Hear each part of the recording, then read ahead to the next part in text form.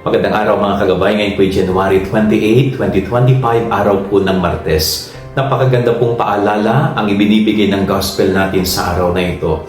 Sino ba ang talagang kapatid ng ating Panginoon?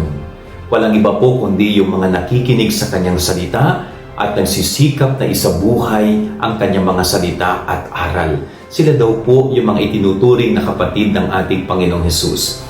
Kaya napakaganda pong tanungin natin sa ating sarili. May time pa ba tayong makinig sa kanyang mga salita? Nagsisikap din ba tayong sundin at isabuhay ang kanyang mga aral at turo sa atin?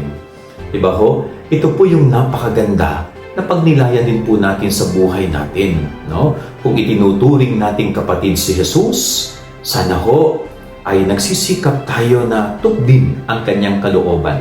Nagsisikap din tayong maging mabuti araw-araw dahil yun po ang hinihingi ng Diyos sa atin. At sana po nagsisikap din tayong maging banal.